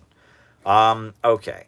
Now, the person who asked about a meetup group. I am so glad that you're starting your meetup group, right? Obviously, you want to do it in compliance with pandemic rules, etc.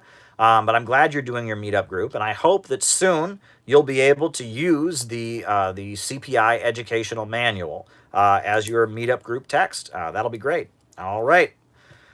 Modern monetary theory. I've heard people talk about modern monetary theory. The idea. I call myself a socialist. I can interchangeably call myself a communist and socialism. Yeah. Socialism. Communism. Interchangeable. Modern monetary theory, the idea is the government prints the money, and so rather than taxing people, the government just gives itself the money it printed and pays people with the money it printed. There might be something to that. Rather than taxing people, instead of, the government, handing out, the government just spends the money it prints, I think is the idea of modern monetary theory. It sounds interesting to me, but I wonder about it. I got questions about it, honestly, because something doesn't seem right there. Obviously it seems like it would definitely be a recipe for inflation and such, but, having the working class not pay taxes, that would be a good thing, I think, but it's interesting. I don't know enough about it to really fully comment, but something seems odd. Magic money solutions, right? The gold standard, the silver standard. This is, magic money, funny money, flim flam. There's a whole history of that in the United States, right? Basically to keep people from being socialists, we come up with, all kinds of weird schemes. So there you go.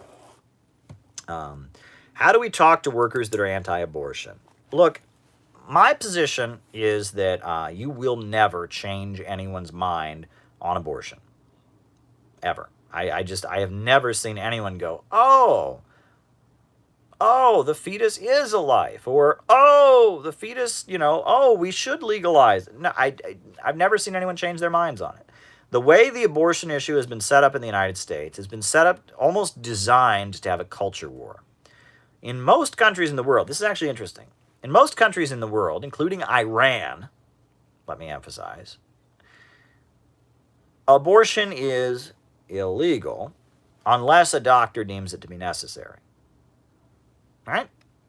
In most countries in the world, in Britain, other places, technically abortion is illegal, but if a doctor determines that it's necessary for any reason, could be the woman's psychological health, whatever, a doctor, based on his own decision as a doctor, can give a woman an abortion. Period.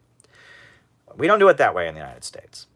In the United States, abortion is legal by the Supreme Court, but, you can only do it at this special abortion clinic, right? And there are, it is all a nightmare. It is designed to have a culture war. It's designed to have a culture war. It is a complete, a regular doctor cannot give a woman an abortion, right? Regular doctor in the United States can't give a woman an abortion. Only a licensed abortion doctor can give a woman an abortion. And you look into the details of how abortion goes on in the United States. It is legal, but it's the way we have set up abortion in the United States is a recipe for a culture war. It's legal, but it's shamed. It's designed to have a culture war. It's, I, it's not a good situation. I mean, look, at the end of the day, I think if a woman wants to get an abortion, that's her business. And I don't think the state should intervene. And I think that women should have the right to have an abortion. And I also think that if you don't agree with that, I am happy to work with you. If you are somebody who believes that abortion is deeply wrong, and you're willing to be an advocate of socialism, I would be happy to work with you. And I don't think that people who are opposed to abortion, people who favor outlawing abortion, should be stigmatized and banned from left-wing circles. I think that I don't agree with them, and they don't agree with me. But at the end of the day, I want to talk to them about something I will convince them on. I am not going to convince them on this issue, and that's that. My advice to you: how do you talk to someone who's anti-abortion? Change the subject. Talk to them about economics. That's the main thing. If we can talk to people about economics, we can make a difference. Economics is where the conversation needs to happen.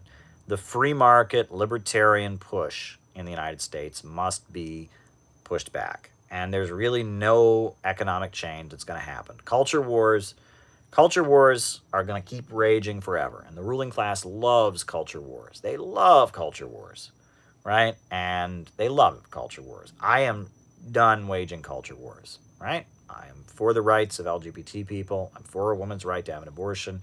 But I am not going to keep up the culture war, right? I'm tired of fighting culture wars with people. I'm interested in talking about saving the country economically. Alrighty. Cryptocurrencies, again, that's an ongoing thing, and CPI merch. I mean, what merch? You want me to make T-shirts or something? Is that what you want? I mean, you want me to make CPI merch? I mean, as we're redoing the website, People's Republic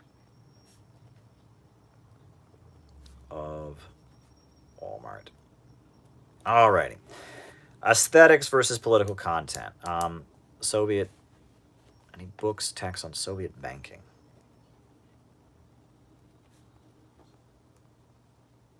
All right.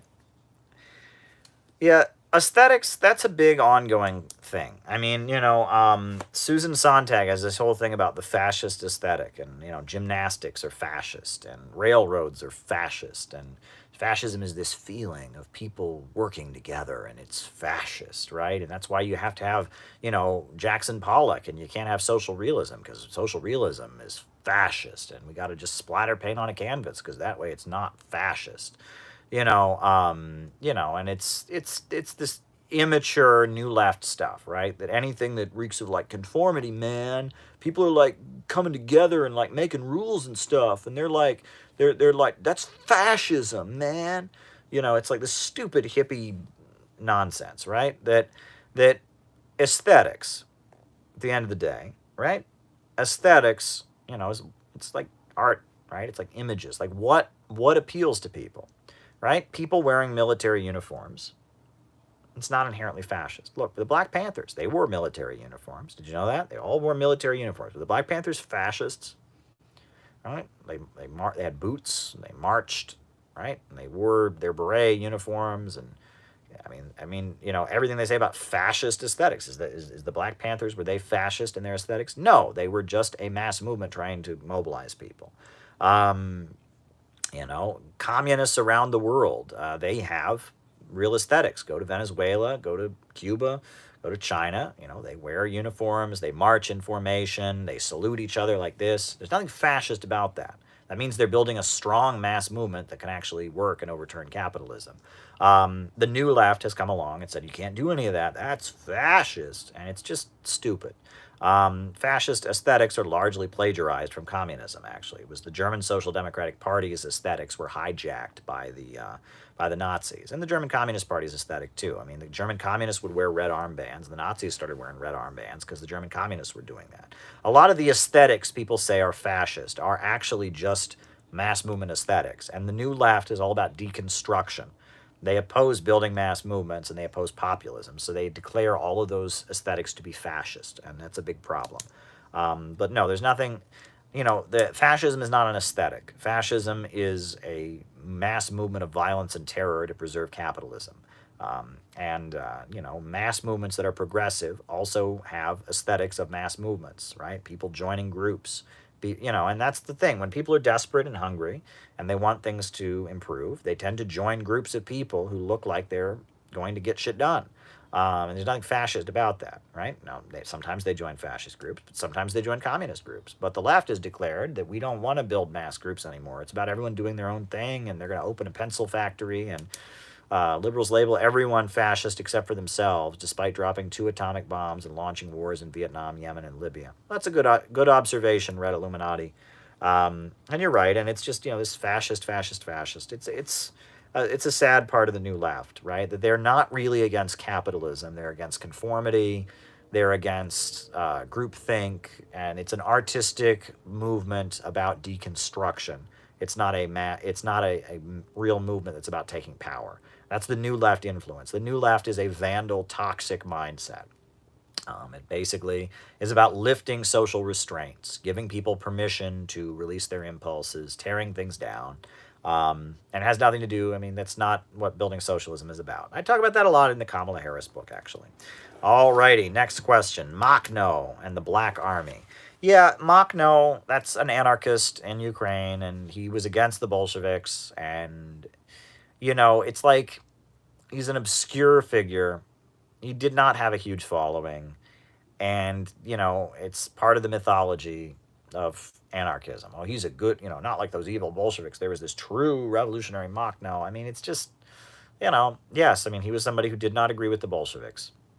And I don't know. Did he say some anti-Semitic stuff? Did he, I don't know. I've heard people talk at length about bad things that he did. And,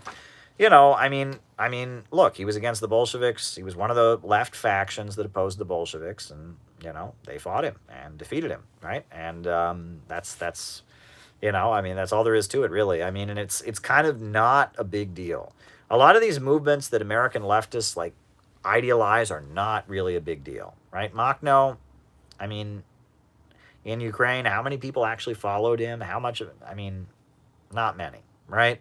But, in anarchist circles, he's upheld as if he was this amazing figure. Everyone in Ukraine should know about Makhno. A lot of them don't. And it's just, this is, well, whatever. There's a lot of this that goes on, right? See, how do you get the mainstream American left to like you? Lose. I'm serious. Lose, right? On the mainstream American left, you can't like Stalin. He won. Can't like Mao. He won. Can't like Castro. He won.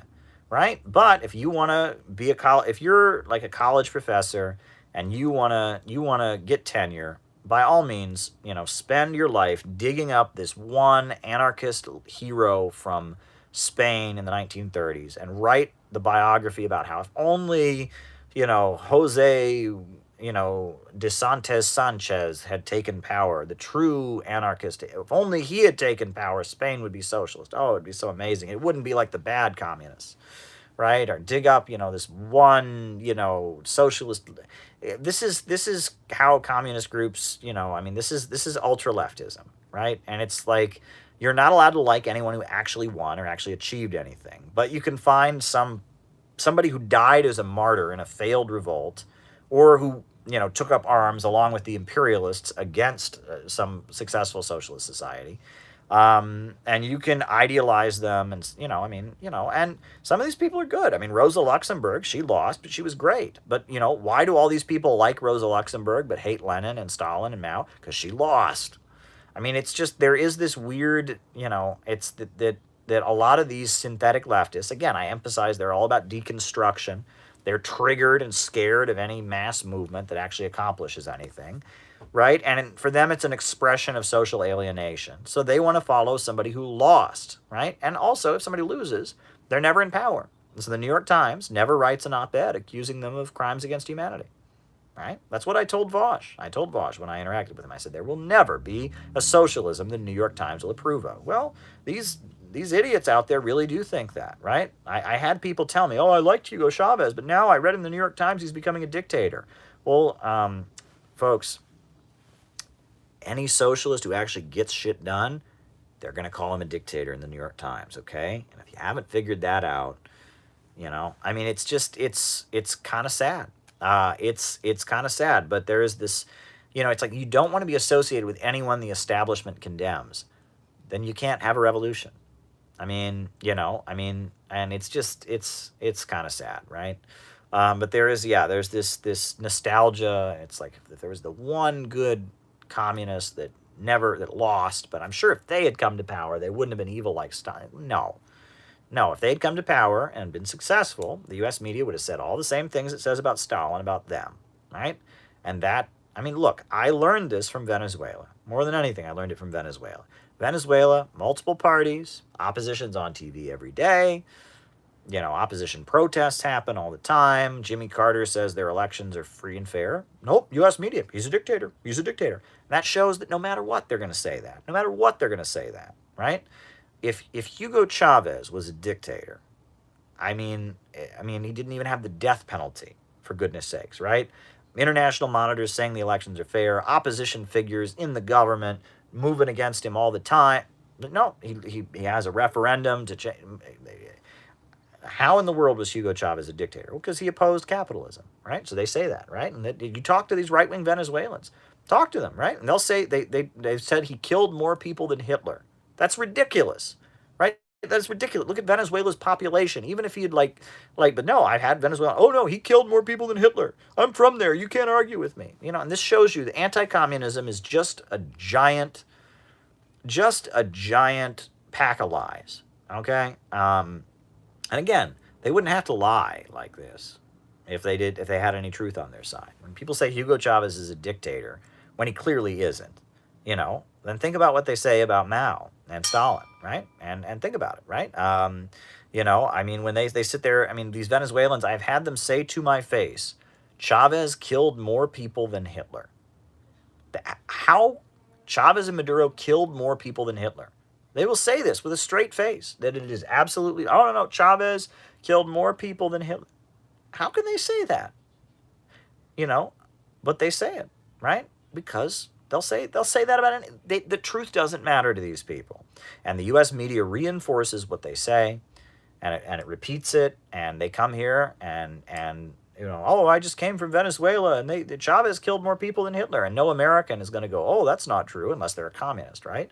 Most Americans are going to go, wow, that's awful, and they're just going to believe it, and so these Miami Cubans, these Iran exiles, these anti-China exiles, Falun Gong, these people lie through their teeth. They say things that don't have a shred of historical credibility. And people believe them, and they get repeated as if it's fact. Well, that shows that, all of this is malarkey. And I've learned that. I've seen that, right? That if Chavez is a dictator, that shows no matter how democratic and appealing a socialist leader is, they're going to call him a dictator, they're going to call him a mass murderer. It does not matter. There will never be a socialism the New York Times will approve of. And leftists need to get that through their heads. They need to just get that through their heads.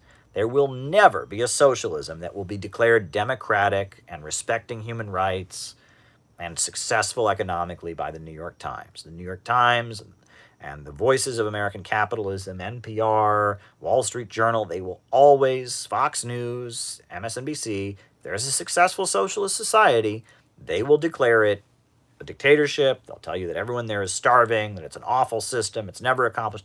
They will say all of that, and it does not matter what has actually happened. And the sooner you come to realize that, the sooner you can actually start entering the world of reality. Because, there's a lot of people that have it in their minds that they like socialist ideas, but they're just they don't want to be associated with the bad guys. It's like, oh, and it's like they're just so scared to admit that, yes, the New York Times is lying. Yes, National Public Radio is lying.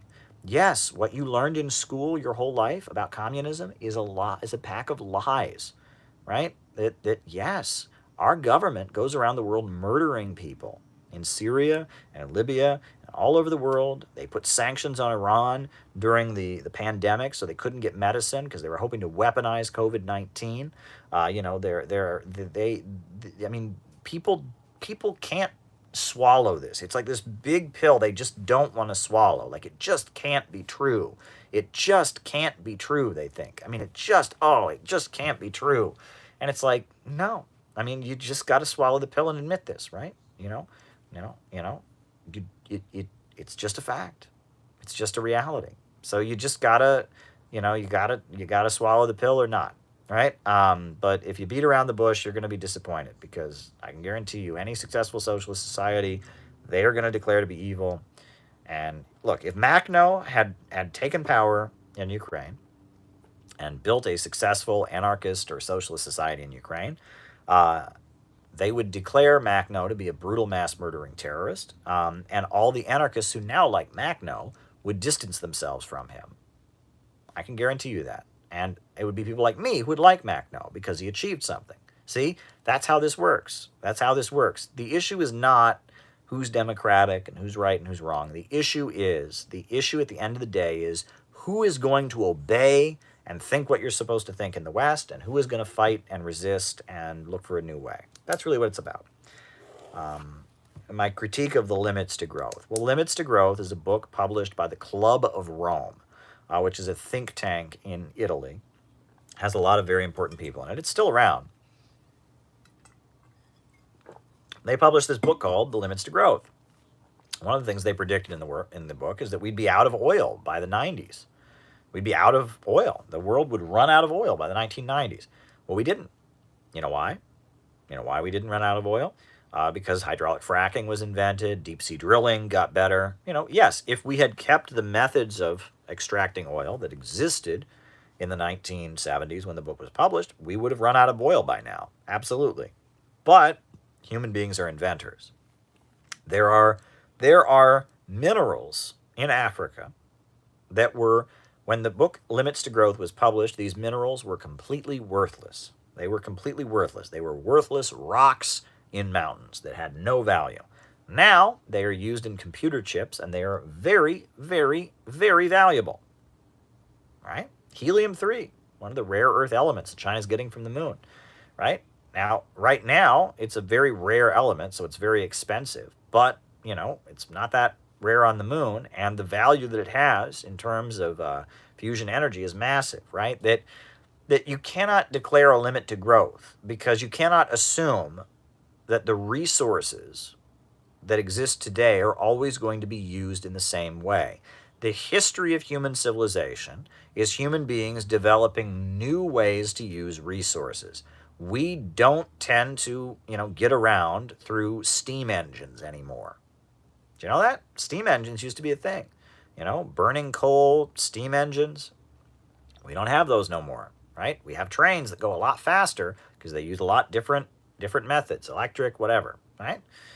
Humans are constantly, we've gone from like a wood-burning society to petroleum. Coal burning to petroleum, and we got to get, that if you, the problem with Limits to Growth and the problem with the Club of Rome is that everything in that book is based on the assumption that we are going to continue to use resources in the exact same way that we do now. And if we continue to use resources in the exact same way we do now, then we're screwed, no doubt about it. But we're constantly changing the way we use our resources. Constantly. The human species is constantly inventing new things, developing new methods. So the premise of the book, this historical pessimism, oh my God, we got to stop human growth. We got to just reduce the human population. We got to drastically reduce consumption because look, there's just not enough. Even that book, it was published in the 70s. Even now, that book is completely obsolete. Even that book, what it said about oil, wrong. What it said about minerals, wrong. Right? And that human beings will keep inventing stuff. Human beings will keep inventing things. Human beings will keep developing things.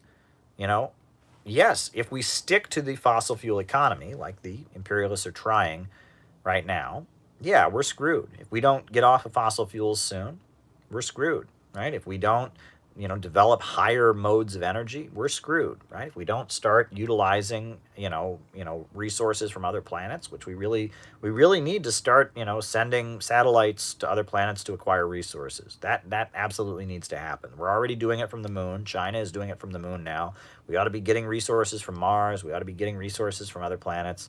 If we don't start thinking in an advanced technological way, if we maintain the current order of things, we're screwed. So in that sense, the book is correct, but that's not the nature of humanity. Humanity is not a species that stops growing. And the attempt to impose on humanity this notion that we are a species that stops growing is extremely dangerous. Is extremely dangerous. And that is probably, it's not the contents of that book, The Limits to Growth, it's the worldview behind it. That's what people who kill themselves think. They think, my life is never going to get any better. My life is never going to get any better. It's just so awful. And they kill themselves, right? And that's basically, it's a species suicidal text, right? It's saying human beings, we can't keep growing. There's a limit to growth. There's just too much growth. We can't keep going as a species. It is demented Malthusian thinking. And it's the ultra rich that are Malthusians. Why? Because they're already at the top of the pyramid. They don't want the world to shake up. They don't want new things to be invented. They don't want that, because that will lead to changing up the social order. And if you change up the social order, they won't stay at the top, right? What basically rules the world in our time? Oil. The oil bankers rule the world in our time. That's what rules the world in our time. It's oil bankers. Well, if you get rid of fossil fuels, Rockefeller, Carnegie, DuPont, Morgan, the folks, Chase Bank and HSBC Bank, they're in great danger, right? They don't want the global order to shake up. They don't want the world to shake up and change, so they just want to end human growth, and that's gotta get out of that mindset. We cannot end human growth. Okay. What about people that say we need to tackle whiteness before class? Well, I mean, what do you mean tackle whiteness? Greta Thunberg. What do you mean tackle whiteness? I mean, how do you tackle whiteness? I mean, white people are still going to exist. Racial prejudice is certainly going to exist to some degree or other. I mean, I'd like to break down, obviously racial hierarchy, racial, prejudice. I mean, these things need to be broken down, and, efforts need to be made to, raise up the black community, no question about it, and raise up, historically marginalized peoples, etc. But I mean, what does this tackle whiteness? What does that mean? How do you tackle whiteness? Right? I mean, if anything, the road to getting rid of these discriminations that people feel is changing the economic relations and the economic system that reinforces those things, right? It's by creating class solidarity, by overthrowing capitalism, by having a rationally planned economy, we can create the basis for these oppressions that certain groups feel to be eliminated. So, what does that mean? Again, what does that mean, right? There's a certain, there's a certain trope, right? So it's like, we're going to be aware of white privilege, which is good. You should be aware of, what they call even the term white privilege. I don't particularly like, because what happens to people of color on the basis of their skin shouldn't happen to anybody, right? And it's not a privilege for white people that we don't get discriminated against, that we don't have the police kill us for reaching for our wallets. That's not a privilege. That's our rights being respected. The rights of black people should be respected as well, right? And the notion that it's a privilege kind of introduces into the conversation that basically, instead of everyone's rights being respected, white people shouldn't have it so good. I think all workers should have it so good. But there's a certain conversation that comes in. It's like, let's admit that certain people have privilege. Okay. Let's talk about how racial injustice exists. Okay. And then what? And then what? Okay. I mean, enact policies like affirmative action to help, historically marginalized communities. Okay. Very good. And then what? Like, And then when you start talking about economics, they start yelling at you, class reductionist, how dare you? And it's like, well, wait a second. Like I'm all for resolving all of this, but isn't the underlying issue here capitalism? No, shut up, you autistic white male. And it's like, what? Like, it's this weird, it's like almost like they want the leftist critique to be almost an intellectual exercise or group therapy, right? Like the way we're going to solve, the problems facing the black community or the problems facing the Asian community is we're all going to kind of sit in a circle and talk about our experiences, and the white people are going to feel really guilty and hug the black people. And it's like it's not well thought out. It's just this, and it's like this weird psychological game that these folks have invented. And the second that you want to propose an actual economic reform, it's like they're programmed to oppose it. It's some strange brainwashing or something. I don't know. Synthetic leftism, right? All the workshops they do and all that. I mean, it's all very, very, very, very, very strange. That's all I can say about it. I mean, it's the certain milieu that it's like they just want to talk about white privilege. They're programmed. They're programmed to, reject anyone who raises socialist demands, and it's all kind of this very personalized. It's very strange. That's all I can say about it. All right. Libertarians say Venezuela's problems are because of inflation. Well, I mean, the Venezuelan government, I mean, they have printed money and they have spent money that they've printed. I mean, that's but the root of the problem is that there's a blockade against the country. The root of the problem is that they are forced to import a lot of their commodities, and those importers started messing with them, and that there's that basically a lot of things are not made in Venezuela. They have a one commodity economy. That commodity is oil. And when there are sanctions imposed on them, and when they're required to, they basically have to buy from international distributors in dollars, and the USA makes it impossible for them to get dollars. There's a lot more to the situation than that. I think it's a lot more than just inflation. I mean, inflation's a big problem in Venezuela, no doubt, but I think the issue overall is that they were locked out of the global economy by the United States. Look, millions of their dollars, I mean, millions of their money in Western banks was just stolen from them and given to Juan Guaido. I mean, the sabotage they've endured, the opposition burns food, and they burn food warehouses, and the opposition is basically trying to starve the people there. And that's what I hate about the Venezuelan opposition. They want to kill their own people. They hate communism so much, they would starve their own people. They don't want conditions to get better for their people. They want their people to starve. They burn food warehouses. They do everything they can. They want more sanctions. They want invasions. They hate their own people so much. They hate communism, and their own people mobilize so much. They don't want life to get better for their people. And that's very clear. And then they blame whatever the problem is. It's Chavez. Maduro did it. It's pretty sad. All right, what would Lenin think of today's SJWs? Well, I don't know. I mean, they didn't have such things. I mean, they had social democracy, and that's another thing, right? And I've written before about, like, social democracy, reformism. That's a completely different animal than the synthetic left, right? Social democracy, reformism, they believe the same thing Marxists believe. It's just watered down. Synthetic left is a different element. They don't believe in historical progress. They favor deconstruction. It's not like Marxism watered down. It's not Marxism. It is a worldview that is completely contrary to Marxism. Lenin was critical of there's the famous, I think it was Clara Zetkin, the German communist, published some of Lenin's conversations criticizing some of the free love behavior of young Bolsheviks, and urged young Bolsheviks to be more responsible in how they behaved sexually. And you can read those conversations that were published by Clara Zetkin. Lenin criticizing the kind of overly libertine behavior of some Bolsheviks, and criticizing Anastasia Kollontai. So there you go. Are socialism and communism interchangeable words? Yeah, basically. I mean, here's the thing. So, and I actually kind of talked about that in what I read to you.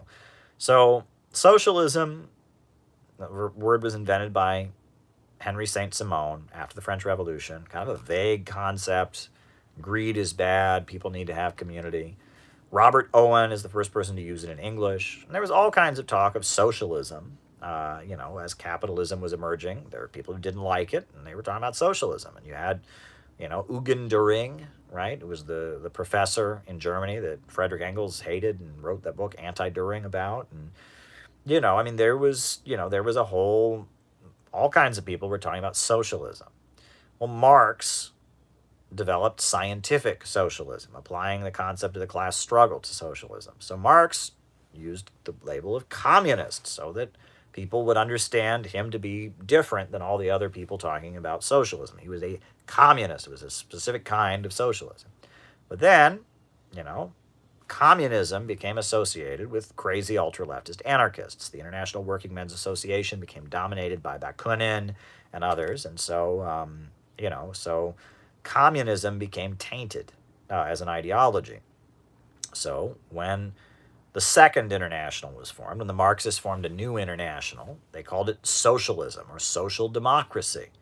Right? That's where the term social democrat comes from. And it's a word just meant Marxist, right? Marxists were saying, well, we're social democrats. We're not communists, those crazy ultra-leftists, bomb-throwing people. We're social democrats. But then the social democrats and the socialists sold out and supported World War I. So Lenin instructed the Bolsheviks in Russia to stop calling themselves social democrats and socialists and go back to using communists, right? To make clear that they were different than those social democrats. And then communist became the word associated with the Soviet Union. So Trotskyites started calling themselves socialists because they were a different party than the Communist Party. So it's all whatever. Now, in a lot of socialist literature, people differentiate between the lower stage of communism that Marx writes about and the higher stage of communism. The lower stage of communism, where the workers control the means of production, is called socialism. And communism is for the higher stage, right? That socialism is, the Soviet Union, it was the Union of Soviet Socialist Republics, China, it's socialism with Chinese characteristics. That socialism is the first stage. It's the new economic system created when the communists and revolutionaries come to power. Communism is the higher stage. It's the ultimate goal of a stateless, classless world. I think the terms are interchangeable. Unfortunately, there's a lot of people calling themselves socialists now that are just kind of liberals, but that's okay. It's strategic, right? Have I read People's Republic of Walmart? I have not. I've heard it's pretty good, and it points out that, this notion, this argument that's commonly used by libertarians and others that, you can't have central planning because no one can ever plan anything. Well, Walmart does very effectively. Walmart plans things. That's the point of the book, from what I understand, and that, this is a libertarian argument. Oh, you have to have the free market because look, no central authority could ever plan things. Well, look at all the planning that goes into Walmart. Capitalists plan to make profits, right? Profits are in command, but in order to maximize their profits, capitalists are capable of planning. Well, we want central planning by popular power, right? We want popular power planning production, not simply profit-seeking entities. I pointed out that socialism is a planned economy, and every so often you get people saying to me, well, there's all kinds of planning in capitalism, Caleb. Walmart, Amazon have planning. Yes, but they're planning to make their own profits, and they're not planning in coordination with the rest of the economy. They're only planning based on their own interest as a separate entity. It's still the anarchy of production, planning within their own entity. But yes, we want state central planning. We want the means of production to be rationally organized, and that means there'll be a market sector, but it overall means that the economy is controlled by the state and growth is unlimited. And the boom-bust cycle is eliminated. Soviet banking. Well, look, there's a lot of very good textbooks on Soviet economics that you can read. Maurice Dobb, who is the economics lecturer of Cambridge, he wrote a number of volumes. I've quoted him before. But ultimately, credit and such, it's not going to be the same. The Soviet Union had a largely, almost completely state-run economy. So the way credit is assigned is going to be completely different, right? China's banking system is much, much more complex and probably much more something you can learn from, because the banks in China lend money quite a bit. Whereas Soviet banks, I mean, how much lending were they doing when the government is its command economy? So it's a little bit of a different thing there. Greta Thunberg, yeah, I mean, that whole thing was kind of, I mean, you know, um, I mean, it was, I mean, global warming is a reality. I mean, I don't deny that global warming exists, I mean, but the whole thing, I mean, she was saying economic growth is a bad thing. How dare you? And I just, and I mean, again, why are we supposed to like, when I was 15, I was mad about the Iraq War. They didn't take me to the UN and put me at the center of attention. Oh, look, here's a child who's upset about something. Like, the whole thing was just such a weird propaganda exercise, I mean, and the Club of Rome that I've talked about before gave her a big award, and the whole thing was just strange, and she's up there, whatever. I mean, there's all kinds of young children who feel very strongly about big economic issues. I just, the whole thing was just bizarre, you know. Yeah, I mean, I just, whatever. I mean, I don't disagree with a lot of what she said. Global warming and climate change is a real issue. But at the same time, like, it's very clear she was being used by the ultra rich to push their austerity agenda. When she said at the UN that economic growth is bad, right? That how dare you talk about endless economic growth? I mean, that was very clear. And they're trying to make rules to prevent China from building power plants in the developing world. They're trying to restrict access to energy in developing countries. They're trying to keep the developing world's economy so much at a low level that they're dependent. It's not good. Not good. Anything else, folks?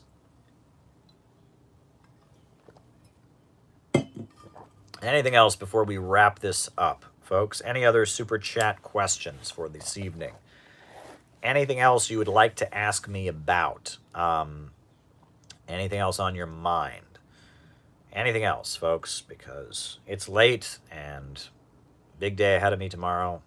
Be sure to tune into the Yemen web conference that's happening. That's going to be very important. Yeah. So there you go. Anything else on people's minds? Anything else on people's minds, folks? Anything else? Speak now or forever hold your super chats, or hold them until next time. All right. All right. Well, I guess nothing else then. So on that note, folks, I want to thank you for joining this conversation. It's been fun. Always fun to interact with you as my community. A new upsurge in the struggle against U.S. imperialism is now emerging throughout the world. Ever since World War II, U.S. imperialism and its followers have continuously launched wars of aggression. But the people of various countries have been continuously waging revolutionary wars to defeat their aggression. While the danger of a new world war still exists and the people of all countries must get prepared, revolution is the main trend in the world today. And while the danger of a new world war still exists, the people of all countries must get prepared. Revolution is the main trend in the world today. And don't forget that we need a government of action to fight for working families. We need a government of action to fight for working families. We need a government of action to fight for working families. We need a government of action to fight for working families. Good night, folks. Have a good evening.